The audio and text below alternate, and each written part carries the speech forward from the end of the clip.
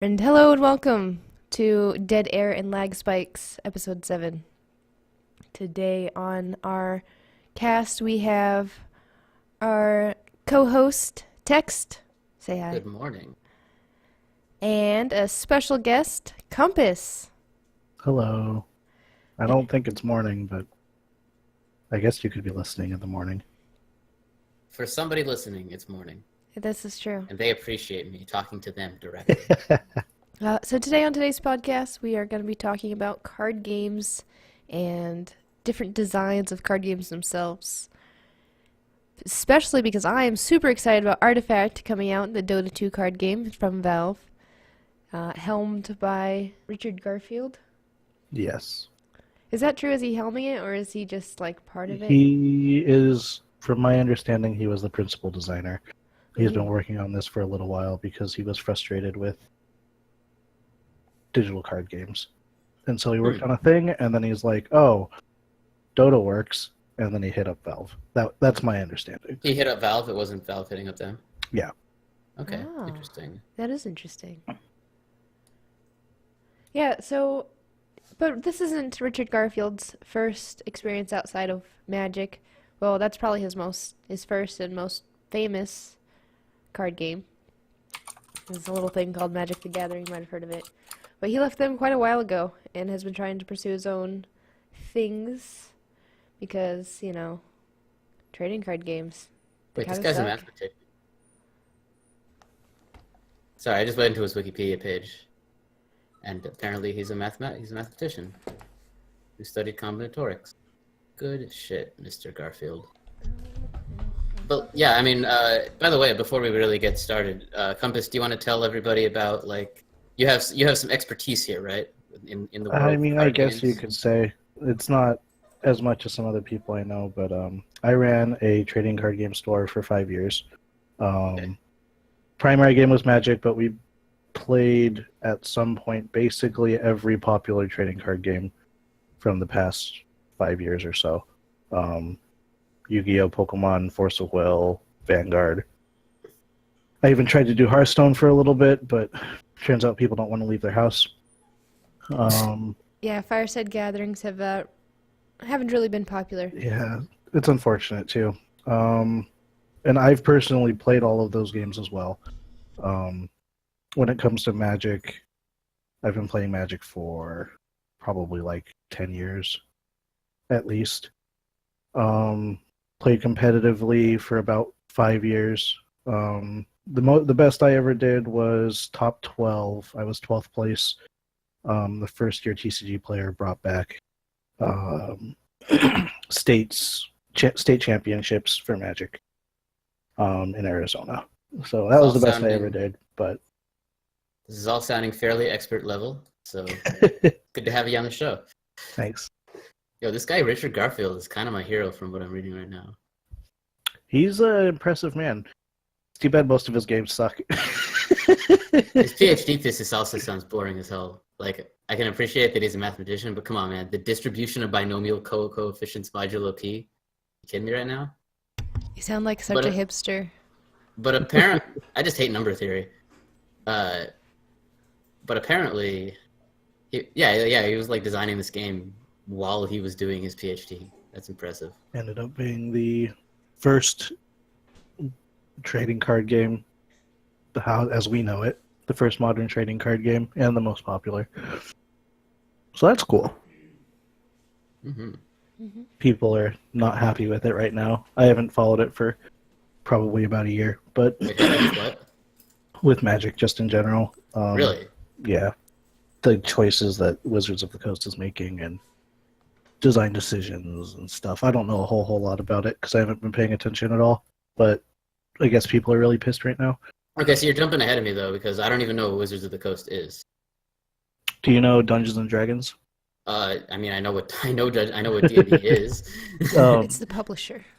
yeah, Okay. so Wizards is a board game at this point, board game publisher under Hasbro. They publish Magic, they publish Pokemon for a little bit, they do D&D. Um, those Okay. are the primary ones. They also do other board games and stuff, but the main thing now is Magic and D&D. And that's actually one of the beautiful things about Artifact. Valve doesn't have a publisher. They're just Valve. They don't have a publisher to answer to, so they can just design their games however they like. I would say it's like Hearthstone, but Blizzard isn't technically Activision, so. But we have had a lot of digital card games that have come out without publishers, without mainstream publishers at the very least.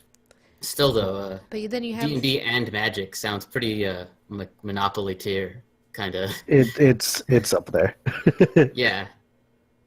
And so apparently people are not happy with some of the choices they've made. What kinds of, do you know anything about that? You said you didn't. But maybe. There was something with a cosplayer who was being harassed, and well, she was being hurt. There's this Magic the Gathering YouTuber, and he said some things about her, and his fans went after her, and she decided to quit cosplaying Magic. I don't know if she's planning on doing other cosplay, but there was this big thing, and the YouTuber ended up getting banned from playing Magic at a sanctioned level. And then there was something with some pedophile rumors going around with the judges, but I don't know whatever became of that. Judges? Yeah. So most physical card games, or physical games in general that have rules and tournaments, have judges in case. Oh, yeah. Okay. So yeah, there'll Magic always be has a some couple- kind of yeah, ambiguity. Magic has a couple levels of judges, and there was some rumors going around about some of the higher up level judges being pedophiles. I think some people ended up getting banned for that too. I'm not sure. Okay. Yeah.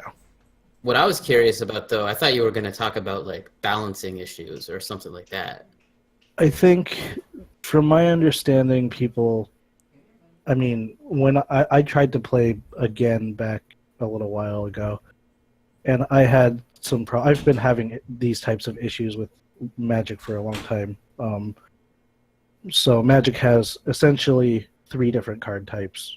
It's not exactly 3 different card types, but you have spells that you play that do their thing and go away. You have creatures, like the creatures in Hearthstone, and you have artifacts and enchantments, which basically work the same way as field cards in Yu-Gi-Oh! So they come out and they stay out and until you get rid of them, and they do a thing. Okay. they have secrets in I Hearthstone like that. don't. It's kind of like secrets.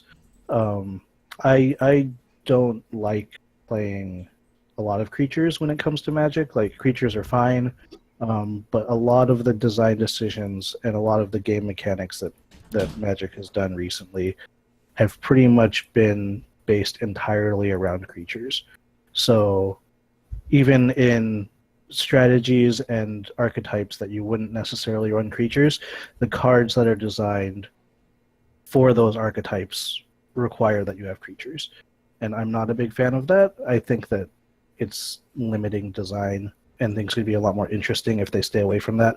I understand why they do it, because the current primary game designer of Magic, Mark Rosewater, he is pushing very hard to make the game more new player friendly, and usually new players like creatures because it's fun to have big creatures that do a lot of damage.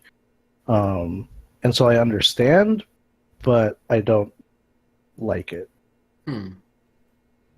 Because, yeah, so I was going to actually ask something similar to that, is like, as far as new players coming into this game go, this game is started in 1993, so it's a 25-year-old game at this point. And if you're constantly adding new cards, how does a game like Magic not get completely bloated and impenetrable after 25 years?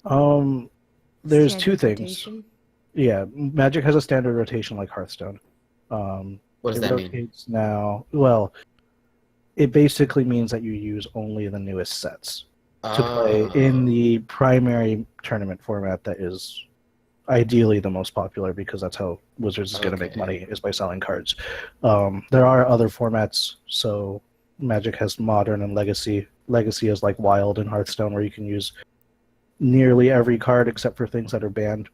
And then Magic also has this thing called the Reserve List, which is a debate in the community about whether or not it should exist, but it essentially protects the investment of collectors of rare and powerful cards from when the game first started, for the most part. Those cards will never be reprinted ever again. At least that's the idea. There's talk about whether or not the reserve list should exist. I don't really have a super educated opinion on it. Interesting. This is all completely new stuff to me. I don't know anything about card games, so it's interesting hearing about a game like Magic. I've played it before. Like, someone taught me to play it once, but I never really followed up with it, and I barely remember even playing Well, it. I think like digital card games are really, really popular. I would say even the least popular digital card games are probably more popular than Magic, just in Really? terms of player count, because you have so many different people who can play it. Like, the system requirements tend to be very low, but Hearthstone's a mobile game. and mobile. Like, I think Hearthstone being on mobile is probably the thing that made it Yep. Just the think monster it is today. everybody who has a smartphone has Hearthstone. I mean, why wouldn't you? Do you think that digital card games are going to replace like regular card games in any time in the future? Probably in the very long future, but there's a market of people who like to collect physical goods, or, I mean, you can ask most people who've played like Magic or Pokemon or something, physically and digitally. There's something about fiddling with cards. Yeah, Um, I Yeah. think tabletop will never die. People like having Yeah. something physical in front of them. Fiddling with cards and fiddling with pieces and being near the people that you're playing. There's something really special about that. And this doesn't apply only to card games; it applies to board games as well. Well, the physically being with people thing, like you could bring your like tablet to a tournament if you want. Like, I feel like that doesn't have to be replaced. That part of it. But I Well, get- it's like it's not necessarily just the, like, being around people. Like, usually, when you're playing a card game or a board game, you're sitting around a table or across the table from your opponent with people all over the place on either side of you who are all also playing at the same time. Mhm. And even at like LAN parties and stuff, it's not quite the same.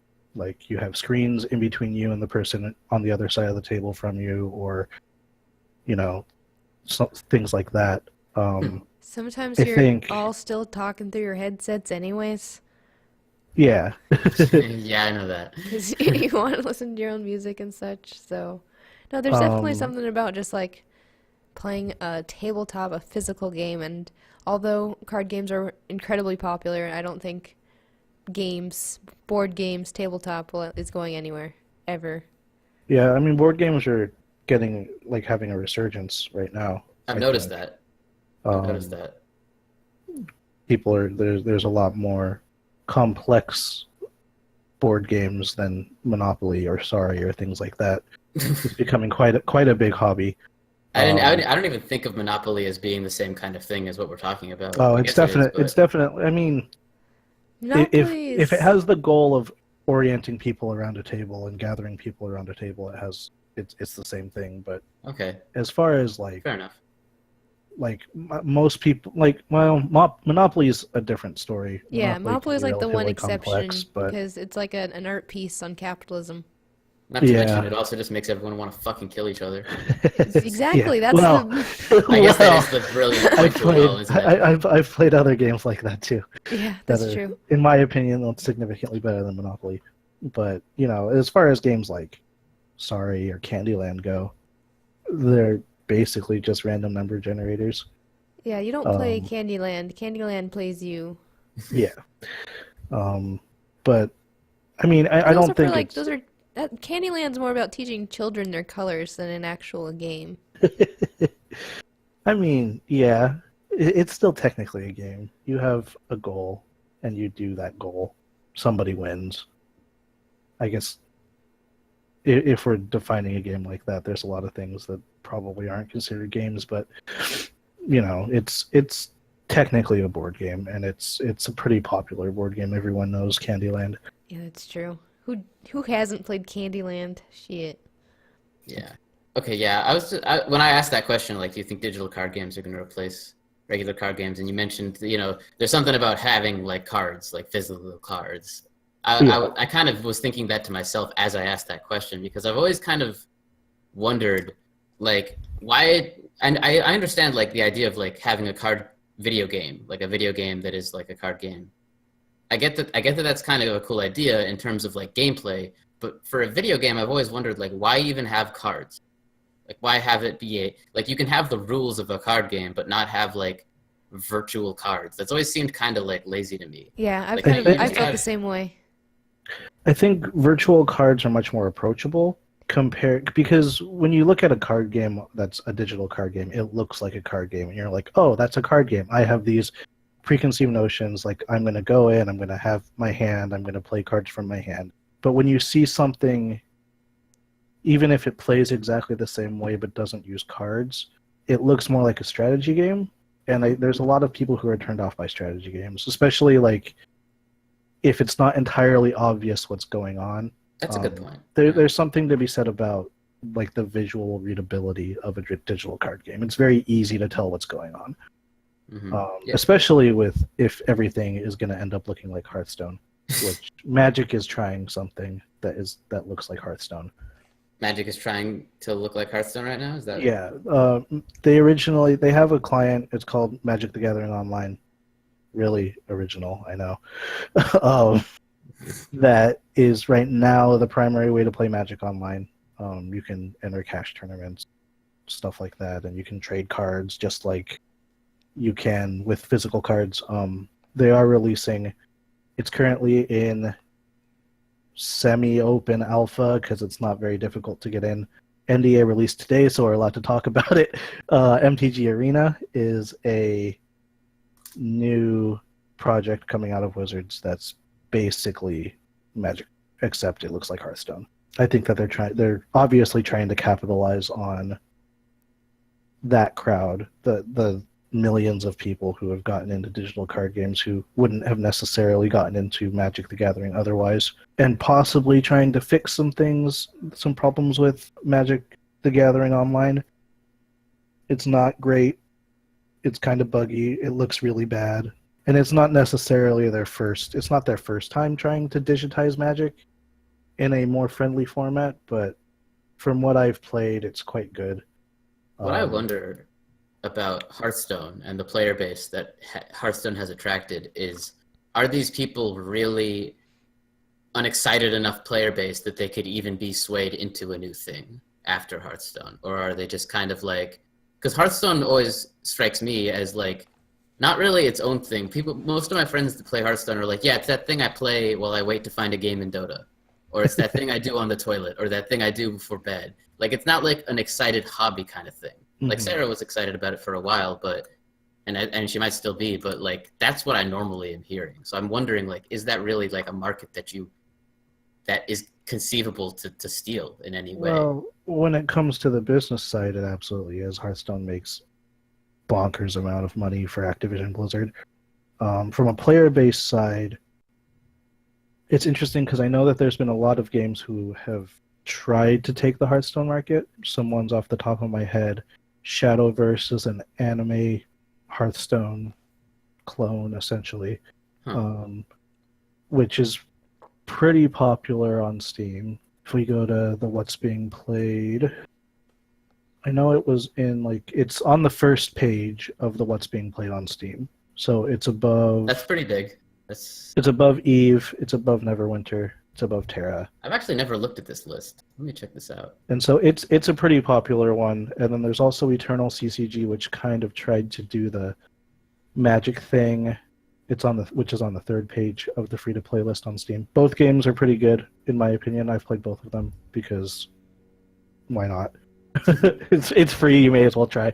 And so there's a large market there. It's just whether or not they actually, because a lot of people who play Hearthstone weren't ever really TCG gamers.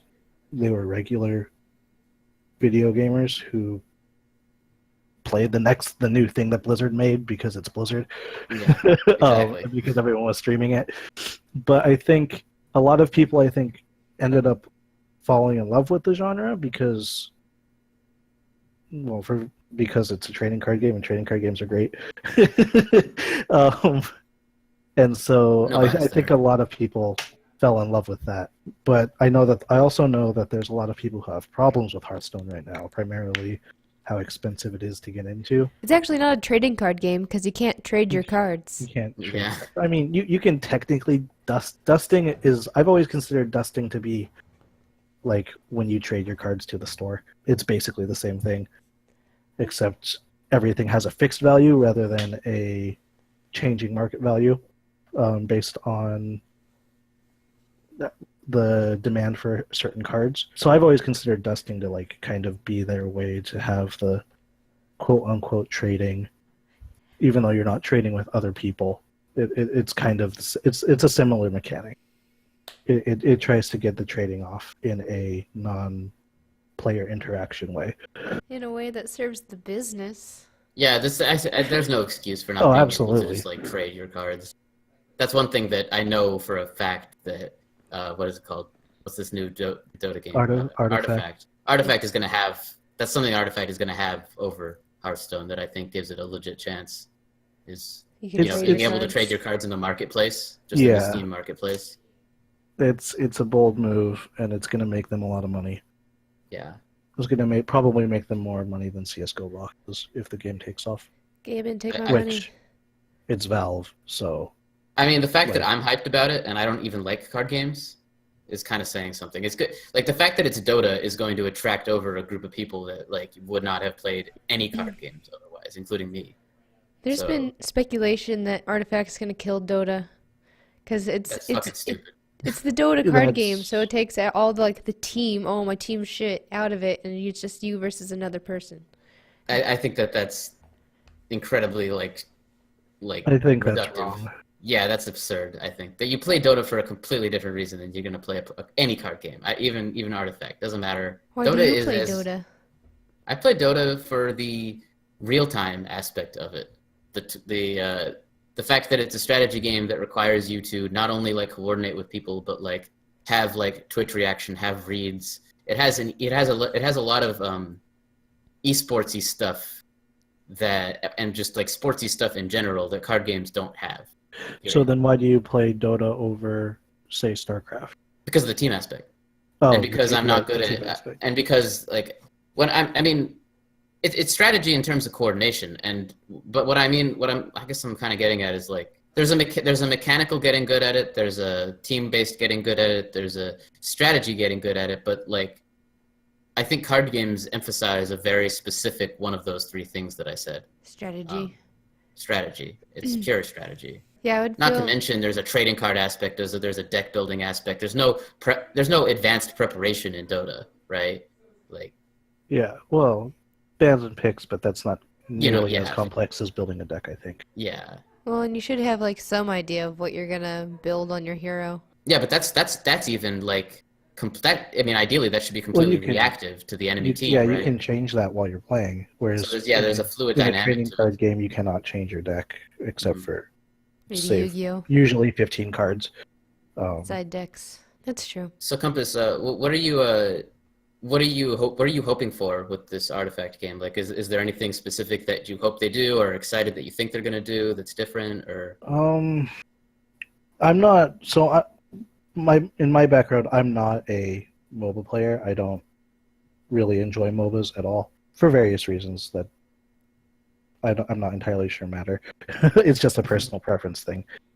So as far as gameplay is concerned, like we know that Artifact is going to take what you do in MOBAs and translate it into a turn-based format. I don't know if there's a whole lot that you can do in a digital space that you couldn't necessarily do in a physical space that's particularly game-changing. Like, I know Hearthstone had a bunch of randomness, but I hate that. It's bad. It's really bad. You hate the Yeah. Discover Oh. mechanic? Discover is bad. Like, the mechanopilots are bad. Just for like the random damage is bad, but Well, like random damage can be done on tabletop too with like dice. yeah, it can be done. That's not And unheard a of. lot of games do it, and I'm not a huge fan of. I'm not a huge fan of randomness that's there for the sake of being random. I think it's poor design for the most part. Like if you're going to have a competitive game where you can, where the point is to take it seriously competitively, I think that's not smart design. But from Artifact, I've seen a little bit, and I've watched, after everyone went to Valve and saw the game and played the game and got off-screen footage, I've watched it a little bit, and I'm probably going to have to play it first before I can make any sort of decision whatsoever. I think it's interesting how they're combining deck building and a lot of preset things. So like the shop is preset. Your 5 heroes that you go into battle with are, you can see them the entire time. Oh, There's those no are preset? guessing. Well, You build your you deck. pick the 5. You pick the 5 that you pick and you start the game with, and you assign them to the lanes. So there's no secrets about what they're running as far as that goes. The deck that the players use are spells that summon creeps and do spell things. I think it's interesting how much information is open and available. I think that makes it much more about how you play around what you know about your opponent, because you're going to know a lot of information. You're going to see who they're using, and you're going to be able to guess roughly what build they're going to be doing for that specific hero, like what they're going to be buying from the shop for it. Mm-hmm. And so knowing that information is probably going to change a lot. It's gonna be a very different card game. You're not going to be able to play it the same way that you play other trading digital card games or physical card games. And Gaben said that in his, I don't know if you guys saw his little talk his little presentation he did at Valve. Mm-mm. I didn't. They recorded it and they put it up. And what they said was a lot of people who are used to things like Magic or Hearthstone are going to look at Artifact and say, this isn't how I expect a card game to work, and so we're going to have to change the way we think. So I think it's very, very interesting. That's cool. That's exciting. It's the Dota 2 I'll card find games. it and link it to you guys. Yeah, I'll say this it's a though. I very don't know. interesting thing. Have you played Dota before? Like, have you? You said I've it wasn't played a your little taste, bit. but I played a little bit. I think I have Oh. 20 hours or something on my account, but I don't know. I'll how say much of this that much: is I didn't know the actually playing. shop was static, but like, I believe the shop is static. That's I can my believe understanding. that. But like, I'll tell you this much: like, if the shop is anything like the shop is in Dota, you say that you'll be able to predict like what the item build is going to be on somebody based on what they picked. There's going to be a lot of weird curveballs if it's anything like Dota. Obviously, Yeah. that's the idea. I'm just saying, like, Dota is full of like very strangely dramatic, interesting, like unique shit that doesn't really make any sense, but is there anyway. Well, and that's good, because I think, being able to guess always exactly what your opponent's going to do is going to be really, really boring. Oh yeah, for sure. And so that aspect combined with the, they have a hidden deck that you won't be able to see, I think will probably make the game very interesting and fun to play until everybody starts neck decking. And then it'll just be like every other card game. But What's neck decking? net decking is when you Oh, go net decking. online and you find a list and you play that list because it's good. And Oh, okay. yeah, It's it's the like card game using equivalent of tier lists. it's the same thing. Which that's just what happens when everybody's trying to be the best at something. Those fucking tier whores, dude. Well, so you mentioned way back earlier about issues with Wizards of the Coast, but I thought Richard Garfield left much, much earlier than that and left to make Netrunner back in He did, and that's just a problem with Magic, not necessarily a problem with Richard Garfield. But we can't necessarily say that Richard Garfield's track record is perfect.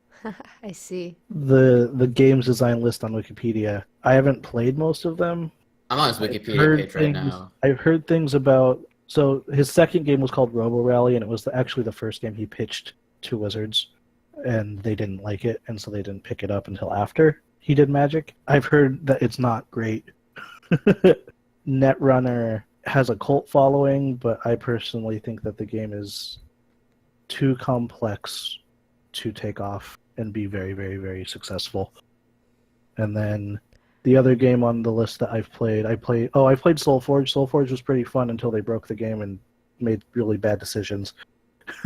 Was that Garfield though that made those decisions, or I don't know. I don't think it was. It was probably Kibler.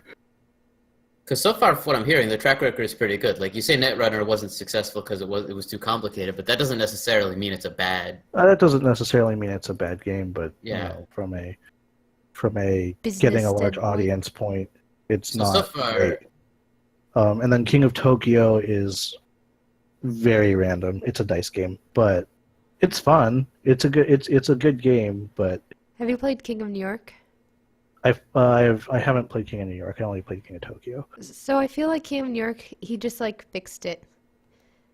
It feels like a lot more like a fleshed out game. King of Tokyo just feels like, yeah, like a drinking game more than anything, just like a fun dice game. But King of New York feels more like a tabletop board game than just like, a fun little dice thing. But I mean, from my understanding, like he's not a bad designer by any means. That's yeah. obvious. With Magic is a good game. King of Tokyo is a good game. King of Soulforge is a Tokyo good is so game. much fun, even though it's random. Netrunner is a pretty good game. But he hasn't been super successful aside from Magic, and arguably King of Tokyo. I think that game took off pretty well. You can buy it at Target. Like if you design something and it gets into a big box store, you've probably made it. yeah, I mean, like I feel like it's kind of unfair saying, "Oh yeah, this guy's track record isn't great because hasn't made anything as good as Magic since Magic," and it's like that's Magic.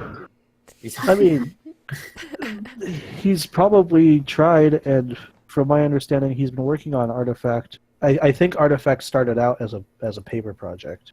Oh, Because interesting. I read somewhere that he has been working on it for like 10 years or something like that. So it started out as a paper project and then probably transitioned over to digital because he's said in some interviews that he has problems with how they oversimplified trading card games Yeah. when they He's moved it working over to with- digital. He's working with the right team for complication. Yeah, right. Somebody who can't. I mean, they can't count to 3, so that's not that complicated. But Wait, what do you mean by that? they can't count to 3. Valve can't count to 3. Oh yeah, oh yeah. Right. Jesus, what's wrong They with me? don't know how to count to 3. But I think he's not. He's definitely not a bad designer. It's just I think that if Artifact wasn't attached to the Dota name, people probably wouldn't care. True, but it is. And the thing is, it's not just the Dota name that it's attached to. It's also Valve. like, it's not even Valve. It's the team that works on Dota, who I have a fuck ton of respect for. Like they're I mean, it's probably his project, but like those are really talented designers, and they know how to make a competitive game. And balance a competitive game. And not only that, it's a unique perspective. Like these guys don't make card games, but they know how to make a competitive game. So I feel like that could end up balancing Yeah, out. and I think that'll help a entities he lot. has. I think it'll help a lot because Hearthstone. Let's be real, Blizzard's really bad at balance. And when it comes to trading card games, balance is like the king. You have to have a balanced game, otherwise it doesn't work. It's not fun. And so, like, Magic's had its share of balance issues, but it's for the most part a pretty balanced game, especially considering like the number of cards that you have. It's impressively balanced for the number of cards that you have. And so I think that the Dota team's help will probably, I don't know, it's going to be, at the very least, it's going to be a good game. And then the fact that it's Dota and Valve is, it could become more popular than Hearthstone, but there's reasons why I'm not entirely sure that'll happen, which we'll probably talk about later.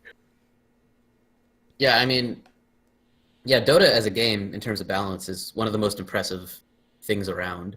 I don't see it, and that's not me saying like Artifact will be an amazingly balanced game. It'll take time. Like Dota is a very old game too, and they've had a long time to balance it. But one thing that's kind of impressive, that's kind of even more impressive about Dota to me now that I've been talking to you, is you say that Magic is a very balanced game despite having a lot of cards, but you also said earlier that there's rotations, that they throw out cards. Not Well, throw I out mean, cards, but there is a rotation. I think I don't feel like trying to find the number right now. um, when in a standard format, there's probably, I don't know. They've changed how it works recently, so like 1,000 cards. But in older formats where you can use more cards, like there's 20,000 total different Magic cards, and that's a lot of cards. yeah, the vintage format, which is the format that gives you the most freedom in like the most freedom to play like as many different cards as you want. Let's see, 25 plus 9. There's less than 100 cards banned. So you Oh have wow. access to almost 20,000 cards that you can play with. Is that And what you're saying is balanced though? I would say it's balanced. Like Because that's obviously impressive. there's archetypes that are considered the best, but Well, of from my course. understanding of vintage events, which I've never played a vintage event, that's too rich for my blood. um, it's there's still a lot of different things that you can do, and it's still fun to play.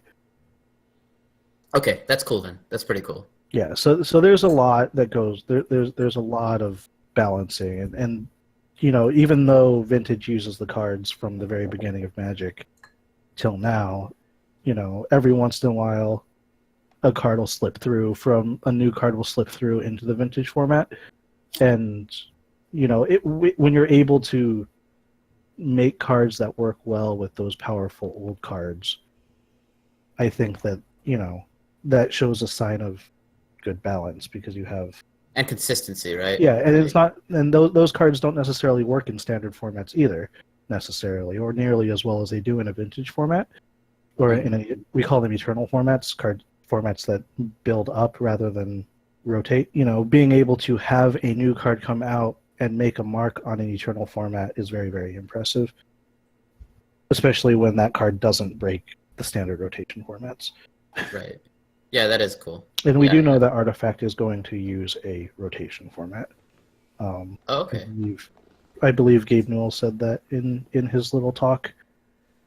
That's interesting because Which, Dota's never had anything like that. It's just consistently added onto. yeah, But well, the problem with that, and I guess this leads into talks about economy and stuff like that. When it comes to a trading card game, especially a card game where with a where you buy cards, however you do it, whether it's in packs like Hearthstone or through a secondary market like Artifact presumably will be, or like all physical card games are. If you don't take cards away and have cards that you can't use in the popular competitive format, the cost becomes too high to start playing. And that's the problem that Hearthstone faces right now, I think, for a lot of people. huh. That's Because fascinating. I played Hearthstone some, and like if you didn't have the rotation format in Hearthstone, there would be so many different packs that you have to buy, and because of how rarity works, and some cards being rarer than others, you would have to spend an inordinate amount of money to even start like playing at a competitive level. But Hearthstone, like That's kind of it probably is a size thing.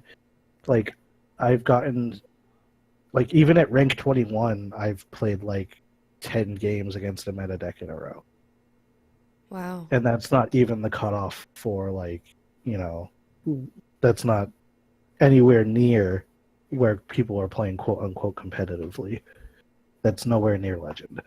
So, that becomes an issue when you're trying to get new people to start playing your game, where if they don't have good cards, then and they're playing against these meta decks, they're going to get frustrated and leave.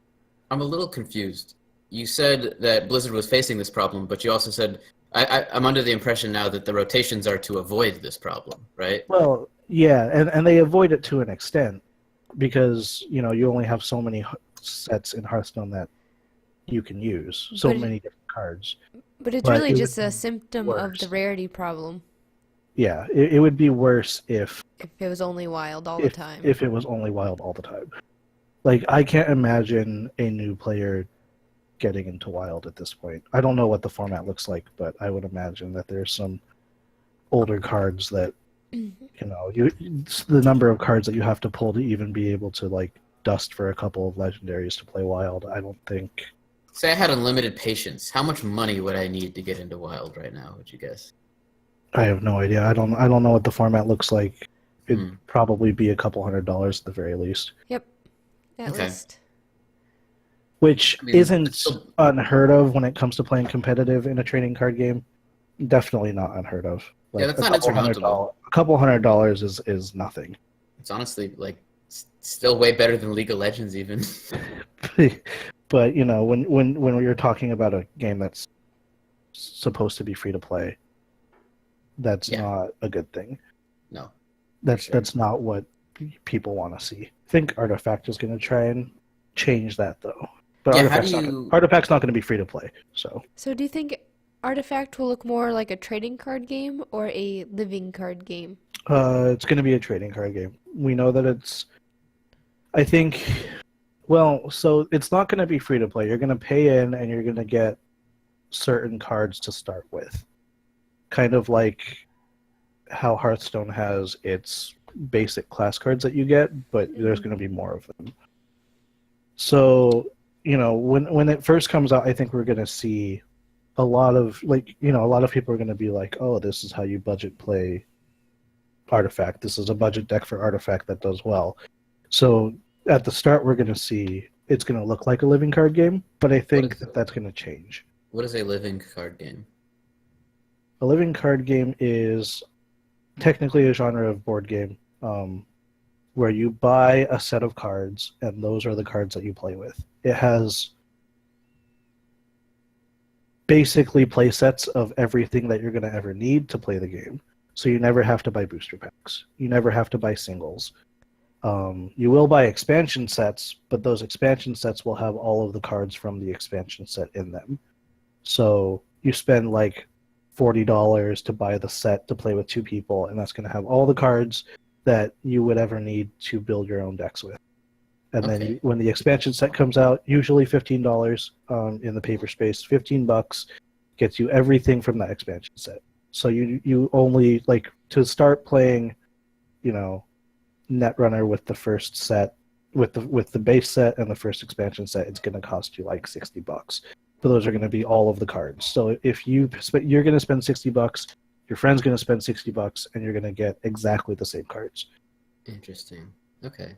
I like all this vocabulary. I like the word paper space that you used there. It was developed as a way to kind of lessen the problems that people had with spending too much money on trading card games, because a lot of people stopped playing trading card games because it got too expensive. And so that's an impression that I've always had about trading card games. Is like, I don't have the money for that. But I know that's a misconception in general. But I'm sure there's also. It depends how deep you get into it, to be perfectly honest. At a competitive level, if you're good, you can almost play for free. Almost. Off of your winnings, but for most people, there's going to always be an investment. It's one of those hobbies that you do when you have excess money laying around. Like, if you have no disposable income, you should not play a trading card game. Arguably, you shouldn't be playing. You shouldn't be playing any digital card games either, because it's the same thing. Maybe I shouldn't play Artifact.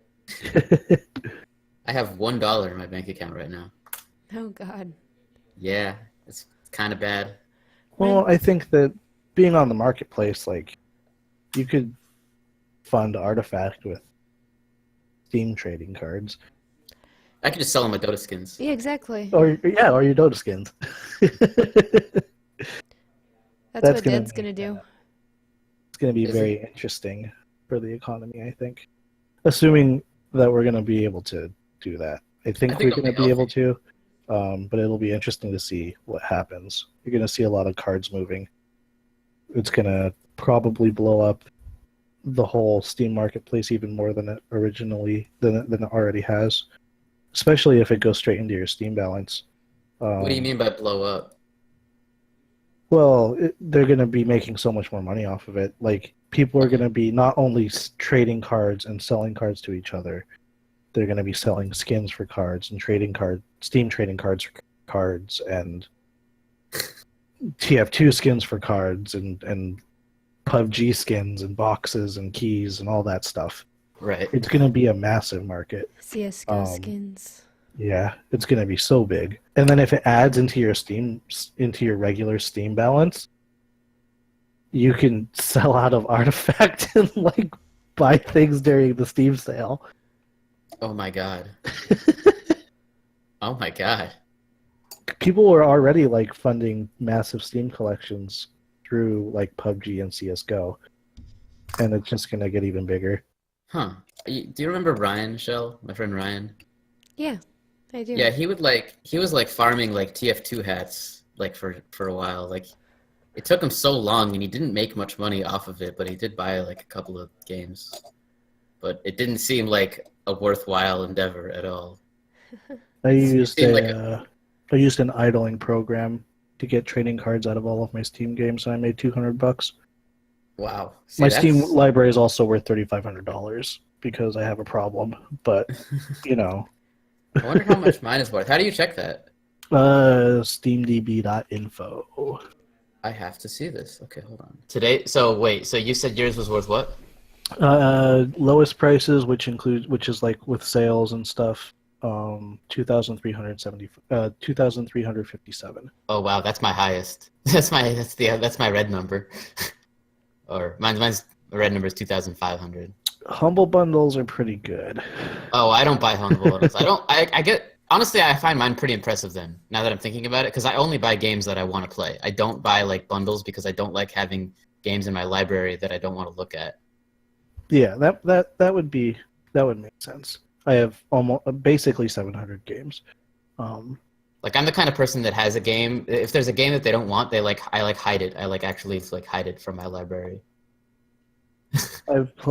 My average playtime is 6.7 hours for my account, so it's quite low, and it's probably only that high because I did the card farming. Yeah, mine's 55 hours.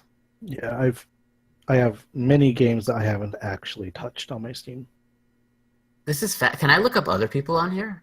You can. Oh my god, cool. Thank you for showing me this. This is an interesting website. I didn't know this existed.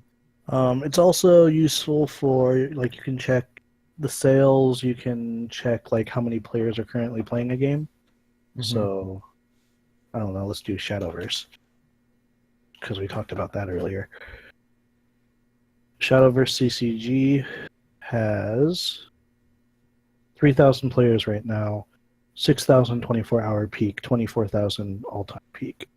100,000 unique players in the past 2 weeks. The most played games is still PlayerUnknown's Battlegrounds. I thought that game was losing steam. I mean, No pun intended.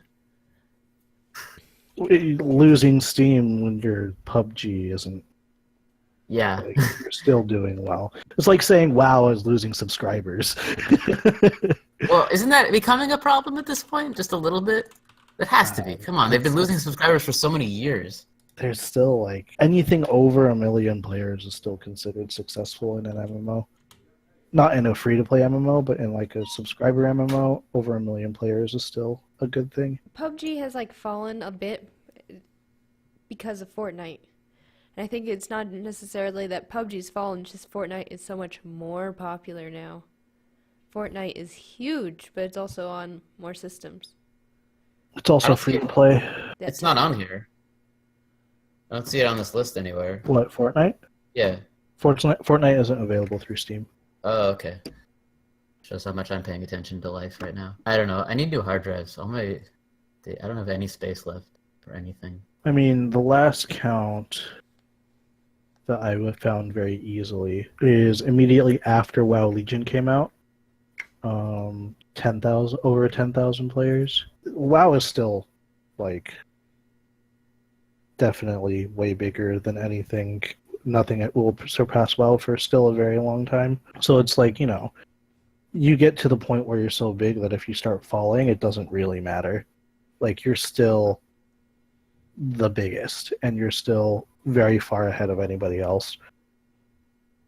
And that's basically what happens with Hearthstone every time there's like a new Expansion. digital trading card game where people are like, this is the new hot thing.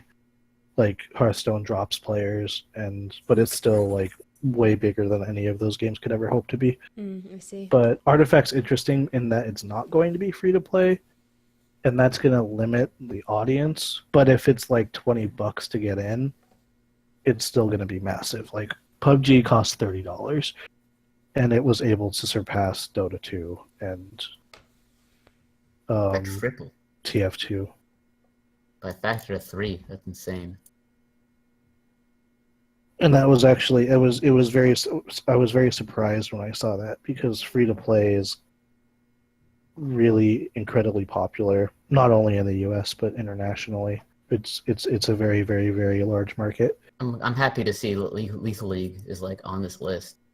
I thought that game would die, but that's pretty cool. I think League is still more popular than Dota on a player level. On an esports level, I think Dota might be picking up steam. I prefer watching Dota over watching League. If I had to pick a MOBA, I would pick Dota, but I don't like MOBAs, so. I don't think I'll play much Dota anymore, but I will always like watch the international every year. Well, I just like supporting esports in general, so I'll Mhm. watch the international. I'll watch LCS. I don't play StarCraft, but I watched GSL for a very long time. Evo is super fun to watch. I love watching Evo is okay. Honestly, like there's only like 2 games that have ever been able to like mesmerize me in terms of like being fun spectator sports, and that is Dota and Super Smash Bros. Melee. Those, like, I can't really watch the other fighting games. Not even like the newest Smash. No, I really enjoy Street Fighter. Street Fighter's all right. If I had to pick like a game that didn't have DI, it would probably be Street Fighter. It definitely wouldn't be like, I can't believe that people still like take the NetherRealm games seriously as sports, just because like it's like one hit into a 0 to death combo. It seems like every single time. I haven't watched much of anything else except for like I'll tune in for Street Fighter, and then if somebody pesters me, I'll watch Smash. But there's just Evo is a really long event. It's hard to catch everything. Tekken is too confusing. Like everyone has 12,000 moves, and they all look kind of similar if you don't know what you're looking at. So everyone's always screaming like, "Oh, did you see that?" And I'm like, I don't know what I'm looking at. Like that guy punched that person, fell over. At least Street Fighter, I can like kind of understand what's going on. Like everything is kind of deliberate. Yeah, I do love the fighting game community, though. I think that place is insane. Yeah, it's very rowdy. Those guys are crazy. I could see it being fun every once in a while, but I couldn't get into it probably. It's a little too amped, a little too hype all the time. Yeah, for me. It's fun to look at from the outside. Oh, definitely. It's definitely fun to look at from the outside. I feel like some video games aren't good esports because they don't really have a good way to spectate them. You talking about Overwatch? No, I'm talking, Yeah, I wasn't gonna say Overwatch. I was gonna say PUBG, but Overwatch has that problem too. I was actually gonna say PUBG. PUBG is so bad about getting the actual action on. I haven't even bothered watching. I feel like you could easily do PUBG. Honestly, like if it's the team-based one, like are you talking about teams? Because I don't feel like regular PUBG, like single player, could be an esport. Well, for teams, it's easy. Just have like each team of like 3 or 4 people be followed by a spectator. Like have like a cam. Have like still 25 cameras. Yeah, no, and then people can pick the teams that they want to watch. But they have an awfully hard time figuring out which perspective is actually going to be useful before it's happening, and so they end up getting nothing on film. Well, if you're watching true. only the squad that you want to watch, that's not that bad, but it's still a problem. I get what Shell's saying. Like that team is just like that. A cameraman, even like having a dedicated human cameraman following teams around, that cameraman is still gonna like players are gonna get shot from where the cameraman's not looking, and the cameraman's gonna get confused, and he's gonna be like, "What's going on?" just as much as the people getting shot at are. There's an infrastructure problem too, because that's They don't have a 25 spectator. streams. Yeah, that's.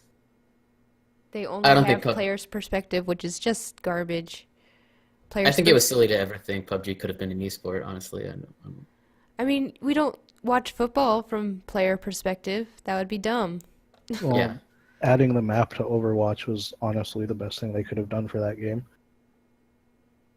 Because it's so hard to tell what's going on because everybody's moving all at once Oh yeah. and there's so many different things to look at. But if you have an overhead maps are incredibly useful. Yep. Yeah, Um, exactly. That's how we. That's how we I was- watch most sports is overhead. Yeah, I was very glad when they did the overhead map for Overwatch because I think that helps a lot. Like the other things help too, but it's still the overhead map helped more I think than other things did, but it's still I think very unwatchable. I don't enjoy watching Overwatch. Are you watching it from the? I haven't watched. I haven't tried to watch Overwatch in like forever. Have you? Are you watching from the player's perspective? No, Or is it- it would be from the caster perspective. Okay. Yeah, that's. It's gotten Oh. better, but it's still not great. I mean, first-person games in general, like, I feel like It's- have an issue. It's rough. How does CS:GO work? CS:GO does player perspective, and they do all of the things. So free cam, stationary cam, player perspective, I believe. If I was to turn it on Twitch, what would I see though? Oh, if you're like watching somebody play, If I was watching like a tournament. if you're watching a tournament, well, Cycling they between swap. the I know three. that they swap between Okay. the players, and then you Okay. have the outlines, and then free cam for replays and stuff like that. Okay. I guess what I'm asking is what is it that makes Counter-Strike Go watchable as a sport, whereas Overwatch is struggling? Free cam. There's not as much to watch. There's not as much to look at. Not as many places that you need to be looking. I think. Hmm.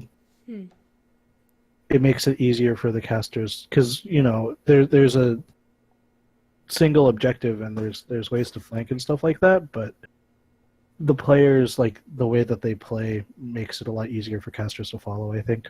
Okay.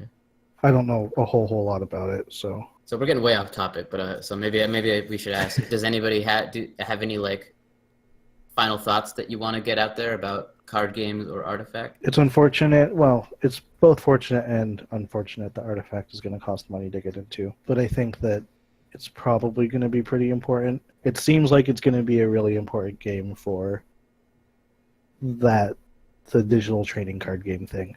I can't wait to play it as soon as I can. And you guys can't wait to play it as soon as you guys can. But I think that everyone should at least keep an eye out for what it's doing. Because I mean, Valve is making games again.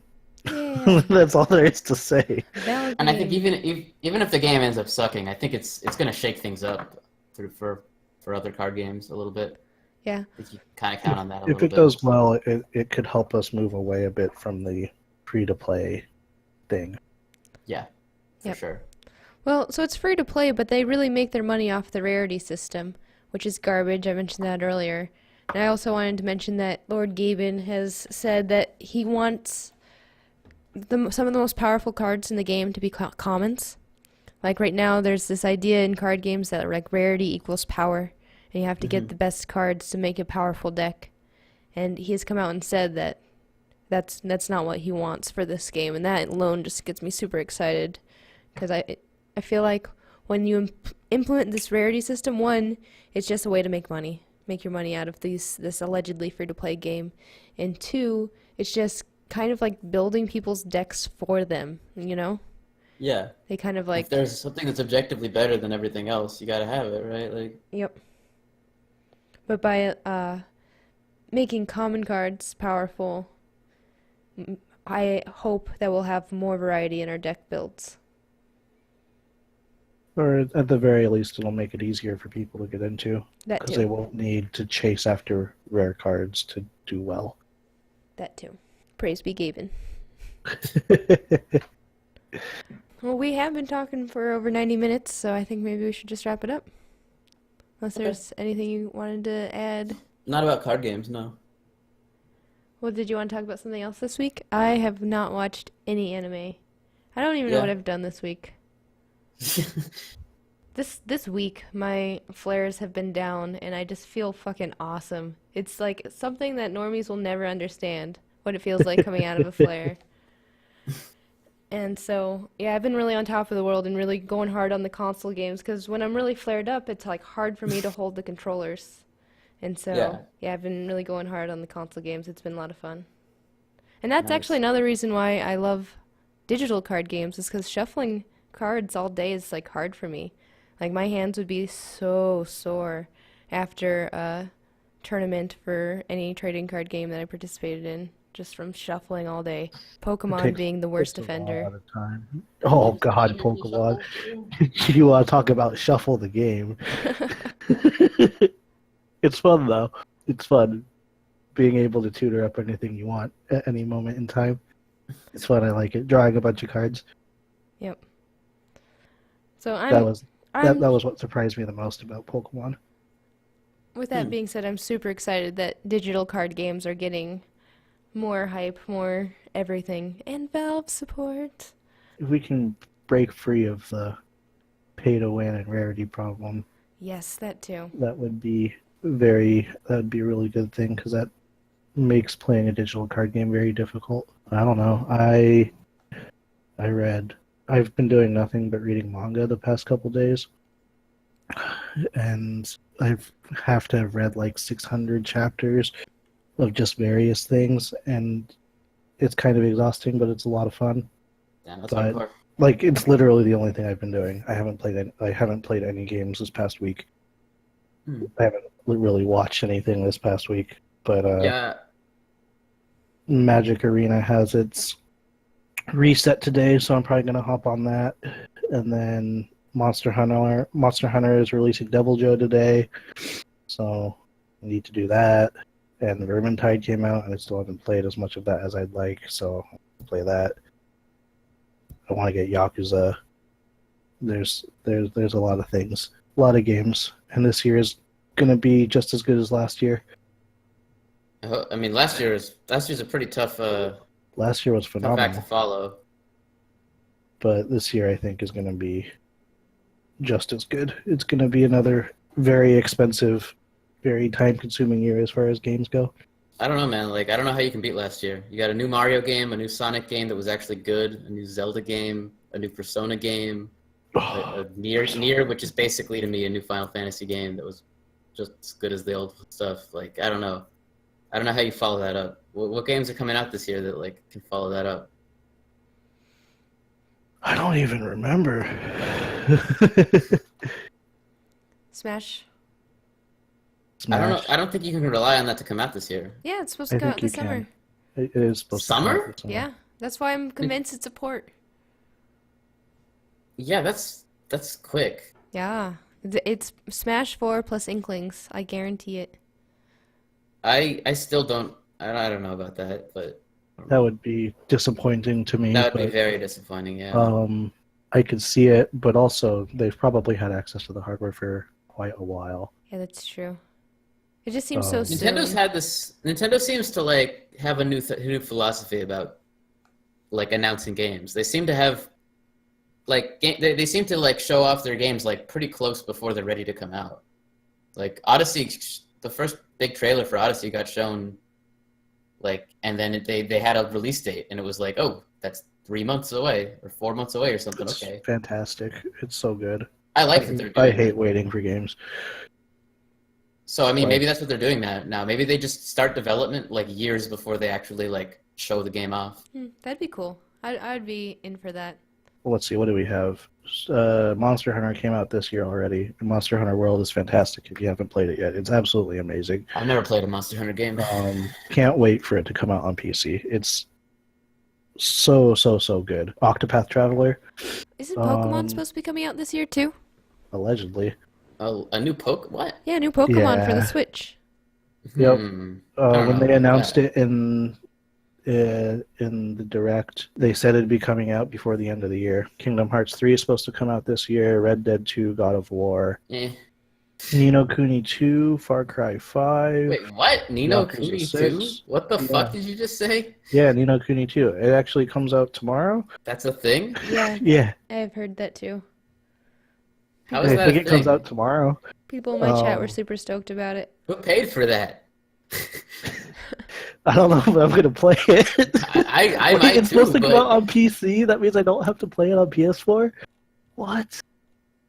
Reviews are out already. GameSpot 8 out of 10. fucking GameSpot, who gives a shit? Um, I mean, honestly, like, I don't know what reviewer to trust anymore, if any. yeah. None. Donkey Kong Tropical Freeze, Blaze Blue Cross Tag, Captain Toad, the Okay. new WoW expansion. Ooh, Okay. WoW expansion. Except for, I think I've decided MMOs are a sin. They kind of are. Cause like, I'll play well- it when it comes out, and then I I'll can play it as respect much as Eve. whatever I want, and then I'll stop. yeah, that's basically how yeah. I've been doing last few expansions. But it just feels like you as a player don't get better, just like your little avatar levels up, and it's Yeah. I don't know. Yeah, I wouldn't mind WoW 2, to be honest. So WoW needs Throw to some die so they things can on make the, Warcraft 4 or 3. What are they on? Warcraft 4, or something new. I'd like Wouldn't a that new be IP. legit? Compass forgot the We, most we, important game we of the just year, by got the we way. just got Overwatch. Ugh, gross. What's the most important game of the year? Detective Pikachu. Oh yeah, I heard reviews for that were out now too. Wait, is that game out already? No, just reviews. Looks like it comes out tomorrow. What? Really? I just cannot believe that this game even exists. It's amazing, but If I had a 3DS, I'd be super excited, but I don't have a 3DS anymore. Yeah, it comes out tomorrow. oh my god. Yeah, I don't have a 3DS anymore. That was another hand issue. I wasn't playing games on it because That thing is heavy. And you have to hold it with one hand a lot of the time. it's like small at the same time. Yeah, no, I think that the 3DS is in general super fucking uncomfortable. Yes, I can't believe Nintendo like got away with it. I know. I used one of those grip things. It was for Monster Hunter though. It helps. Not a whole lot. The circle pad is, if you have hand problems, I can't see the circle pad ever being a good thing. Yeah. I've never used that thing, the Circle Pad. I only have an older 3DS model. Mm. Vampire, that game from Don't Nod, where you're the vampire doctor. That game looks pretty good. Detroit Become Human is also coming out. I'm pretty excited for that one. You're listing a lot of games, but honestly, it's only like one Shenmue in four 3? that I would... Shenmue What? 3? Shenmue 3 doesn't exist. It might not be better than last year, but I think it's still going to be a pretty good It's not year. even fair to compare a year to last year, honestly. I think last year is going to go down as one of the best years ever for video games. Until Persona 6 comes out. I, Persona Yeah, 5 was probably. my first Persona game, and it was absolutely amazing. I completely am on the same page as you, actually. Yeah, it was my first 2-1-2, and it was one of the I like... look forward to playing it again, but I almost don't want to. Yeah, that was a truly special experience playing through that game, honestly. Like, Yeah, don't going into it not knowing Persona like all that well, because I've tried to play Persona games in the past, but the style I sucks couldn't you do in it. in a new one. But Persona 5 was just such an amazing experience, and now I have like something to compare Persona to, and that's going to be rough. Like even when Persona 6 comes out. Hmm. Yeah, I guess as far as what I've been up to lately, I started watching Steven Universe actually for the first time. That's all I've really done this week besides math. I like it a lot. I'm enjoying it. I haven't gotten super far into it yet, so That's Not sure one of what to those say. things I don't think I could touch because of the fan base. who cares about a fan base? It doesn't have, the fan base is not part of the work. I don't know. I never understood that argument. It's just I've seen so much of so many different things come out of the fan base that it's like if I watch it, I'll only be able to think of those things. Yeah, good thing I don't pay attention. Maybe I would have the same issue. And if I like something a lot, then I inevitably get involved at least a little bit in the community, and I could not get involved with that community. Yeah, I don't have that issue either. I don't ever get involved with anybody, any community really. I spend a little bit too much time on Reddit. Even the Homestuck community, who like knows me, I don't really talk to any of them, or browse the subreddit or like anything. Like, I'm sure there's plenty of good people in in any community, but the obnoxious vocal minority is definitely a thing, and it definitely pushes people away from things. Well, all I can say is that so far the show is very cute, very sweet, and the characters seem to be developing a lot in ways that I like. I don't know, every episode has made me smile really big the whole time. So that's kind of where I'm at with the show right now. And it seems to be developing like a story and lore, and I'm curious like where it's gonna go. I'm a little frustrated because every time there's like a big story episode, you know, that's immediately followed up by like 3 episodes that are great, but they're not like those big story moment episodes, right? So it's like that's a problem that a lot of like the American TV kids shows things have. Like Gravity Falls had a similar issue. Well, aren't those shows kind of built for reruns? Yeah, they are, and that's why they're like that. But that doesn't excuse it. It's still a pacing issue, right? Yeah. But I mean, it's not like the filler episodes are like bad. They're what make the show, right? I mean, I was enjoying the show before I realized it was developing a story, so I can't really like be like, "Aw," when it goes back, even though I am. I don't know. I gave up on Adventure Time because of this issue. Like, Okay. it kept. I thought it was like developing like a cool story, but then it would just kind of go back to what it was and be a little worse every time it did it. So, but apparently the main writers for Steven Universe are the people that wrote all of those best episodes of Adventure Time, which is interesting. I mean, And if you're going story heavy without any source material, you're going to run out really quickly, too, I think. It seems like this is going in a direction. What Steven Universe seems like to me right now is that it started off without much of an idea, like without much background or like direction. But then once they realized the show wasn't going to get canceled after 5 episodes, they started to think really hard about it. And it's filling in quite well. I think that they were like low investment just to make sure that just because they didn't want to like have it get dropped and then have all the shit prepared. But once they got some security. I would imagine problems like that are contract issues, too. Yeah. Like, you have to make so many episodes, and you're like, well, we have this much actual good story.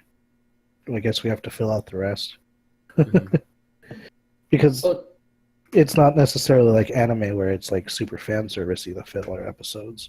Mm-hmm. I would imagine. What's cool about Steven Universe is that the stuff that seems like just kind of its own like one-off adventure thing, it does contribute. It always contributes. Like the characters develop and they learn things and they get new powers, and then those powers translate over, and you don't really expect it to. Like some random character in the town they'll meet, and then their character's just around for the rest of the show. Like the show populates itself quite well. And like there's one episode where like they're in the desert and he meets a lion that he tries to take home as a pet, and you kind of expect it to go in that direction where it's like, oh, he can't take care of that pet, and then it's gone at the end of the episode. But no, not only is the lion still a pet, like 20 episodes later, but he's like, that lion is like super interesting and like a pretty important part of the show, and it just kind of showed up in one like kind of pointless episode.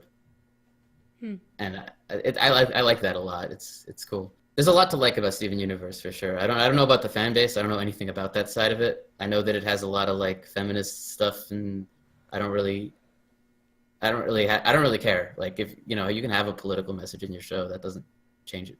That doesn't matter to me. I might have to. It doesn't beat you over the head with it or anything. It's just wholesome. It's got a lot of humanity to it, I guess. Doesn't all good shows? For sure. Well, that's not actually no. Unfortunately, no. Some of like the really good sci-fi stuff doesn't have a lot of humanity. It's just really interesting. And what? No. No, I feel like the opposite.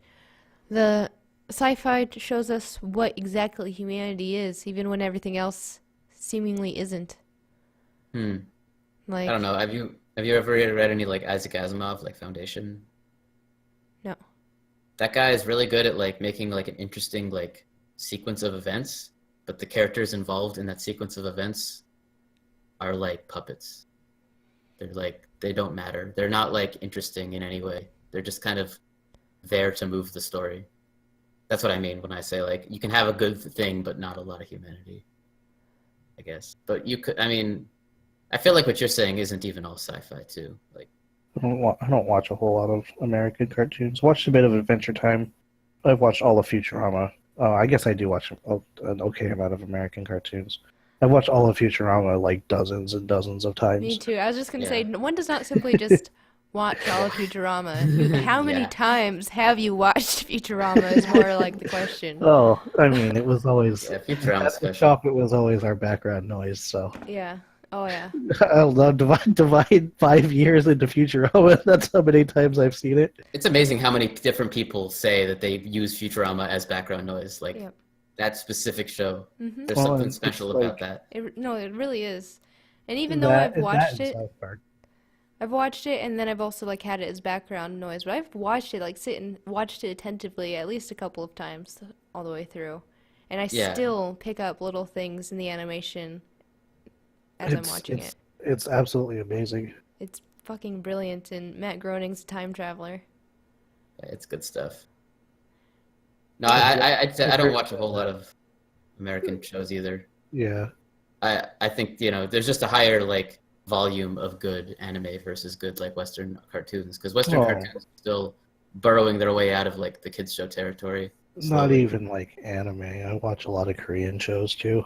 Really? Yeah, Huh. Korean variety shows. Korean comedy is fantastic. Do you have anything you could recommend? Yeah.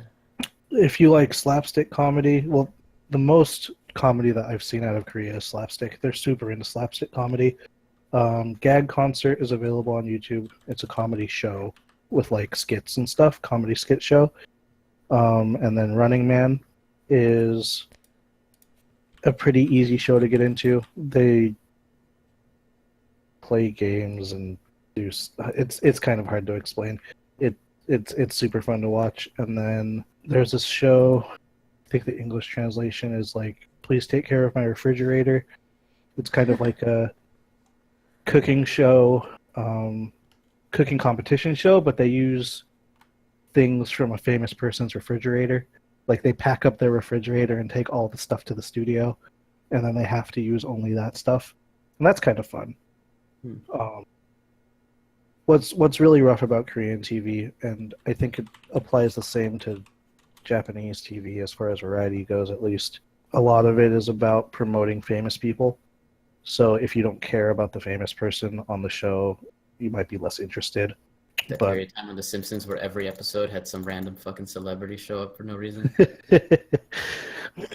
but otherwise, like, I don't know, Korean dramas are really good if you like drama anime. There's a girl in my in the math department with that's always goes on about her Korean dramas. My fiance, when I met her, was really into K-pop, and so she taught me a lot about K-pop and Korean dramas and stuff like that. It's impressive. That stuff's pretty impressive. I don't know. I'm kind of like I'm a slice of life drama anime person. Like that's what I enjoy the most. Hmm. Toradora is my favorite anime of all time. How do you feel about Um, Nichijou? I haven't watched Nichijou. That's the only one I've ever liked. I Oh. love. I don't know. I don't want to love Nichijou, but like that show is like. I don't know. I can't get over how much I actually liked. I can't deny how much I enjoyed that show. I had no right to enjoy that show as much as I did. But My biggest problem, like I enjoy the genre, but